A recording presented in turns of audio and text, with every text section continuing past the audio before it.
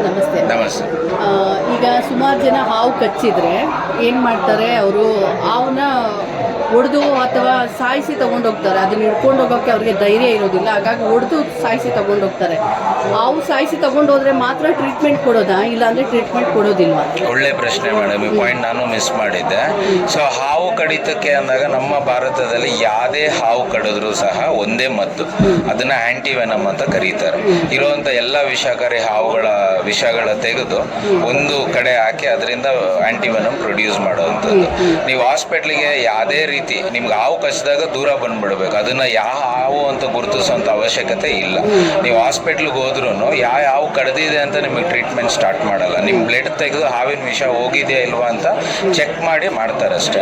So ನೀವು ಯಾವುದೇ ಕಾರಣಕ್ಕೂ ಯಾವಾಗ್ಲೂ ಹಾವು ಕಡಿತ ಆದಮೇಲೆ ಅದು ಯಾವ ಜಾತಿ ಹಾವು ಅಂತ ಹುಡುಕೋ ಅವಶ್ಯಕತೆ ಇಲ್ಲ. ಟೈಮ್ ವೇಸ್ಟ್ ಮಾಡಿದ್ರೆ ಹಾಸ್ಪಿಟ್ಲ್ ಹೋಗಿ ಸಾಕಾಗುತ್ತೆ. ಹುಡುಕೋದಕ್ಕಿಂತ ಮನುಷ್ಯನ ಜೊತೆ ಹಾವನ್ನು ಕೊಲ್ತಾ ಇದ್ದಾರಲ್ವ, ಅದೇ ದೊಡ್ಡ ವಿಷಯ. ಈಗ ಮೇನ್ ಸಮಸ್ಯೆನೇ ಅದು. ಈಗ ಭಯದಿಂದ ಹಾವನ್ನ ಕೊಳ್ತಿದೀವಿ ನೋಡಿ. ಒಂದು ನಾವು ಅರ್ಥ ಮಾಡ್ಕೊಬೇಕಾಗಿರೋದು, ಈ ಪರಿಸರ ಏನಿದೆ ಇದಕ್ಕೆ ಸಮತೋಲನವಾಗಿರ್ಬೇಕು ಅಂತ ಎಲ್ಲ ಜೀವಿಗಳು ಇರಬೇಕಾಗುತ್ತೆ. ಸೊ ಮಾನವನಾಗಿ ನಾವು ಈ ನಿರ್ಧಾರ ತಗೊಳ್ಲಿಕ್ಕೆ ಆಗೋದಿಲ್ಲ, ಯಾವ ಜೀವಿ ನನಗೆ ಬೇಕು ಯಾವುದು ಬೇಡ ಅನ್ನೋದು. ಯಾಕಂದ್ರೆ ಈ ಪರಿಸರ ಸೃಷ್ಟಿ ಆಗಿರೋದೇ ಈ ನಿಯಮದ ಮೇಲೆನೆ. ಈ ಪರಿಸರದ ಕಾನೂನು ಏನಿದೆ ಅದಕ್ಕೆ ಮನುಷ್ಯ ತಲೆಬಾಗಬೇಕಾಗುತ್ತೆ.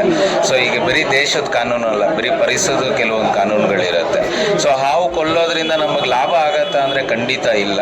ಯಾಕೆಂದರೆ ಮೇಯ್ನಾಗಿ ರೈತರಿಗೆ ನಾನು ಹೇಳುವಂಥದ್ದು, ಸುಮಾರು ಜನಕ್ಕೆ ಇದೊಂದು ಪ್ರಶ್ನೆ ಬಂದೇ ಬರುತ್ತೆ, ನಮ್ಮನ್ನು ಕೇಳುವಂಥದ್ದು. ಸರ್ ನಾವು ಗದ್ದೆಗಳಿಗೆ ಹೋಗ್ತೀವಿ, ರಾತ್ರಿ ಹೊತ್ತು ಹಾವುಗಳಿರುತ್ತೆ, ಏನು ಮಾಡೋದು? ಒಂದೊಂದ್ಸತಿ ಸಾಯಿಸ್ಬಿಡ್ತೀವಿ, ನಾವೇ ಬಿಸಾಡ್ತೀವಿ. ಸೊ ಈ ಥರ ವಿಚಾರಗಳಿರುತ್ತೆ. ಬಟ್ ನೋಡಿ, ನಮ್ಮ ದೇಶದ ಬೆನ್ನೆಲುಬು ರೈತರು, ರೈತರ ಬೆನ್ನೆಲುಬು ಹಾವು. ಈ ಹಾವುಗಳೇ ರೈತರ ಗದ್ದೆಗಳಲ್ಲಿರುವಂಥ ಇಲಿಗಳನ್ನ ಕಡಿಮೆ ಮಾಡುವಂಥದ್ದು, ಅಲ್ಲಿಗೆ ಆಗುವಂಥ ಕ್ರಿಮಿಕೀಟಗಳ ಸಂಖ್ಯೆ ಏನಿರುತ್ತೆ ಅದನ್ನು ಕಡಿಮೆ ಮಾಡುವಂಥದ್ದು ಇರುತ್ತೆ. ಮತ್ತು ಮನುಷ್ಯನ ಅಕ್ಕಪಕ್ಕ ಇರುವಂಥ ಕಸಗಳು, ಇವತ್ತು ಮನುಷ್ಯ ಏನು ಮಾಡ್ತಿದ್ದಾನೆ, ಕಸನ ಸರಿಯಾದ ರೀತಿ ವಿಲೇವಾರಿ ಮಾಡ್ತಿಲ್ಲ, ಅಂದರೆ ಒಂದು ಕಡೆ ಸರಿಯಾಗಿ ಅದನ್ನು ಡಿಸ್ಪೋಸ್ ಮಾಡ್ತಿಲ್ಲ. ಇದರಿಂದ ನಮ್ಮ ಪರಿಸರನ ನಾವೇ ಶುದ್ಧವಾಗಿ ಇಲ್ಲದೆ ಇರುವಂಥ ರೀತಿ ಮಾಡಿಕೊಂಡಿರೋದ್ರಿಂದ ಇಲಿಗಳ ಸಂಖ್ಯೆ ತುಂಬ ಜಾಸ್ತಿ ಆಗ್ತಿದೆ. ಆ ಇಲಿಗಳಿಂದ ನಮಗೆ ಸುಮಾರು ಕಾಯಿಲೆಗಳು ಸಹ ಬರ್ತಿದೆ. ಇದನ್ನೆಲ್ಲ ತಡೆ ಮಾಡ್ತಾ ಇರುವಂಥದ್ದು ಹಾವುಗಳೇ ಆಗಿರುತ್ತೆ. ಸೊ ಹಾವುಗಳನ್ನ ಕೊಳ್ಳೋದ್ರಿಂದ ಮನುಷ್ಯ ಅವನ ಅಲಿವಿಗೆ ಅವನೇ ಒಂದು ದಾರಿನ ಸೃಷ್ಟಿ ಮಾಡ್ತಿದ್ದಾನೆ ಅನ್ನೋದು ಮಾತ್ರ ಹೇಳ್ಬೋದು. ಯಾಕೆಂದರೆ ಈ ಭೂಮಿನ ಬರಕಿನ ಮುಂಚೆನೂ ಇತ್ತು, ನಾವು ಹೋದ್ಮೇಲೂ ಇರುತ್ತೆ. ಹಾವುನಂತೂ ನಮ್ಮ ಭೂಮಿಯಿಂದ ದೂರ ಮಾಡಲಿಕ್ಕೆ ಯಾರ ಕೈಲೂ ಸಾಧ್ಯ ಇಲ್ಲ, ಸ್ಪೆಷಲ್ ಆಗಿ ಮನುಷ್ಯನ ಕೈಲಂತೂ ಅದು ಸಾಧ್ಯ ಇಲ್ಲ. ನನಗೆ ಅನ್ನಿಸ್ದಾಗೆ ನಾವು ಕಾಡು ನಾಶ ಮಾಡಿ ಊರು ಜಾಸ್ತಿ ಮಾಡ್ತಿರೋದ್ರಿಂದನೇ ಹಾವುಗಳು ಪಾಪ ಇರೋಕ್ ಜಾಗ ಇಲ್ಲದೆ ಬಂದಿದ್ದಾವೆ ಅಂತ ಅನ್ನಿಸ್ತಿದೆ ನನಗೆ. ಒಂದು ಕರೆಕ್ಟು. ಮತ್ತು ಎರಡನೇದು, ಇವತ್ತು ಮನುಷ್ಯ ಮಾನವ ಸಂಘರ್ಷ ಅಂತ ನಾವೇನು ಹೇಳ್ತೀವಿ, ಸಾರಿ ಮಾನವ ಮತ್ತು ವನ್ಯಜೀವಿ ಸಂಘರ್ಷ ಅಥವಾ ಮಾನವ ಹಾವಿನ ಸಂಘರ್ಷ. ನಮ್ಮ ಒಂದು, ನಾನು ಒಬ್ಬ ಕಾಮನ್ ಮ್ಯಾನ್ ಆಗಿ ಇದನ್ನು ಸ್ಟಾರ್ಟ್ ಮಾಡಿರೋದು. ನಾವು ಯಾವುದೋ ದೊಡ್ಡ ಸ್ಟಡೀಸ್ ಮಾಡಿ PhD ಮಾಡಿ ಅಥವಾ ಡಿಗ್ರೀಸ್ ಮಾಡಿಕೊಂಡು ಇದಕ್ಕೆ ಬಂದಿರುವಂಥದ್ದಲ್ಲ. ಒಬ್ಬ ಸಾಮಾನ್ಯ ಒಬ್ಬ ಪ್ರಜೆಯಾಗಿ, ನಮ್ಮ ದೇಶದ ಪ್ರಜೆಯಾಗಿ ನಾವು ಇದನ್ನು ಒಂದು 18 ವರ್ಷ ಮುಂಚೆ ಸ್ಟಾರ್ಟ್ ಮಾಡಿದ್ವಿ. ಇದರಲ್ಲಿ ಆಗ್ತಿರೋ ಸಾವು ನೋವುಗಳು, ಆಗ್ತಿರೋ ಕಥೆಗಳನ್ನ ತಿಳ್ಕೊಂಡು ನಾವು ಈ ದೇಶನ ಕಟ್ಟೋದಕ್ಕೆ ನಮ್ಮ ಕೆಲಸ ಮಾಡಬೇಕು ಅಂತ ಮಾಡ್ತೇವೆ. ಸೊ ನಾವೇ ಬದುಕಿರೋಂಥ ಉದಾಹರಣೆಗಳು. ನಾವು ಯಾವುದು ಸೈನ್ಸ್ ಬ್ಯಾಕ್ಗ್ರೌಂಡ್ ಇರೋವಂಥರಲ್ಲ, ಬರೀ ಪರಿಸರದ ಬಗ್ಗೆ ತಿಳ್ಕೊಂಡು. ಯಾಕೆ ಈ ಪಾಯಿಂಟ್ ನಾನು ಹೇಳ್ತಾ ಇದ್ದೀನಿ ಅಂದರೆ, ನಮ್ಮ ದೇಶದಲ್ಲಿ ದೊಡ್ಡ ದೊಡ್ಡ ವೈಲ್ಡ್ ಲೈಫ್ ಕಾನ್ಸೆಪ್ಟ್ಸ್ ಏನಿದೆ ಅದು ಯಾವುದು ಸಕ್ಸಸ್ ಆಗಿದೆಯೋ ಇಲ್ವೋ ಗೊತ್ತಿಲ್ಲ. ಬಟ್ ನಮ್ಮ ನೆಲದಾದಂಥ ಪುರಾತನವಾಗಿರುವಂಥ ಧರ್ಮಗಳೇನಿದ್ದಾವೆ ಮತ್ತು ಈ ವನ್ಯಜೀವಿ ಸಂರಕ್ಷಣೆ ಅನ್ನೋದು ನಮ್ಮ ರಕ್ತದಲ್ಲೇ ಬಂದ್ಬಿಟ್ಟಿದೆ.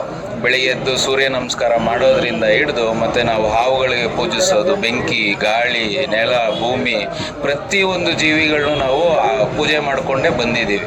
ಎಲ್ಲೋ ಆ ಒಂದು ದಾರಿ ತಪ್ಪಿಡಿದೀವ ಇವತ್ತು. ಮನುಷ್ಯ ಸ್ವಲ್ಪ ವೆಸ್ಟರ್ನೈಸ್ ಆಗಿ ಅವನ ವಿಚಾರಗಳನ್ನ ಬೇರೆ ರೀತಿ ಯೋಚನೆ ಮಾಡೋಕ್ಕೆ ಶುರು ಹಚ್ಕೊಂಡಿದ್ದಾನೆ. ಸೊ ನಾನು ಕೊನೆಯ ಪಾಯಿಂಟ್ ನಾನು ಏನು ಹೇಳ್ತಿದ್ದೀನಿ, ಈ ಸಂಘರ್ಷಕ್ಕೆ ಕಾರಣ ಮನುಷ್ಯನ ಬದಲಾವಣೆ ಅಷ್ಟೇ, ಪ್ರಾಣಿಯ ಬದಲಾವಣೆ ಅಲ್ಲ. ಮನುಷ್ಯ ಅವನು ಹೆಂಗೆ ಬದಲಾಗಿದ್ದಾನೋ ಅದು ಈಗ ನಡೀತಾ ಇದೆ ಸರ್. ಸೋಷಿಯಲ್ ಮೀಡಿಯಾದಲ್ಲೆಲ್ಲ ನೋಡಿದ್ದೆ ನಾನು, ಹಾವು ಹಿಡಿಯೋದ್ರ ಬಗ್ಗೆ. ಮತ್ತು ನಾವು ಮಕ್ಕಳಿಗೆ ಅವೇರ್ನೆಸ್ ಕೊಡ್ತೀವಿ, ಟ್ರೈನಿಂಗ್ ಕೊಡ್ತೀವಿ. ಈಗ ಸ್ವಲ್ಪ ನಮ್ಮ ಪಶ್ಚಿಮ ಘಟ್ಟಗಳಲ್ಲೂ ನಡೀತಾ ಇದೆ, ಅದೆಲ್ಲ ನಾವು ನೋಡಿದ್ದೀವಿ ಸೋಷಿಯಲ್ ಮೀಡಿಯಾದಲ್ಲಿ. ಅದ್ರ ಬಗ್ಗೆ ನಿಮ್ಮ ಅಭಿಪ್ರಾಯ ತಿಳಿಸ್ಬೋದಾ? ಓಕೆ ಮೇಡಮ್, ನೋಡಿ, ಹಾವು ಹಿಡಿಬೇಕನ್ನೋದಾದರೆ ನಾನು ಒಬ್ಬ ಹುಡುಗ ರಕ್ಷಕ 18 ವರ್ಷದಿಂದ ಮಾಡ್ತಾ ಇದ್ದೀನಿ. ನನ್ನ ಅನುಭವದಲ್ಲಿ ನಾನು ಏನು ಹೇಳೋದಾದರೆ, ಹಾವು ಹಿಡಿಯೋದಿದ್ರೇ ಸಮಸ್ಯೆ ಜಾಸ್ತಿ. ಹಾವು ಜೊತೆ ಬದುಕೋದೇ ಸಂರಕ್ಷಣೆ, ಹಾವನ್ನ ಹಿಡಿಯೋದು ಸಂರಕ್ಷಣೆ ಅಲ್ಲ. ಮನುಷ್ಯನಿಗೆ ತಿಳಿಸ್ಬೇಕಾಗಿರೋದು ಹಾವಿನ ಲಾಭದ ಬಗ್ಗೆ, ಅದು ಬಿಟ್ಟು ಹಾವು ಹಿಡಿಯೋದು ಹೇಗೆ ಅನ್ನೋದಲ್ಲ. ಆಮೇಲೆ ಹಾವು 60,000 ಜನ ಸಾಯಿಸ್ತಾ ಇದೆ ಇದೆ, ಅದರಲ್ಲಿ ನಂಜಿದ ವಿಷ ಇದೆ ಅಂದಮೇಲೆ ನಾವು ಜನಕ್ಕೆ ಏನು ಜಾಗೃತಿ ಮೂಡಿಸ್ಬೇಕು, ಅದರಿಂದ ಸ್ವಲ್ಪ ದೂರ ಉಳಿರಿ ಅಂತ ಮೂಡಿಸ್ಬೇಕು.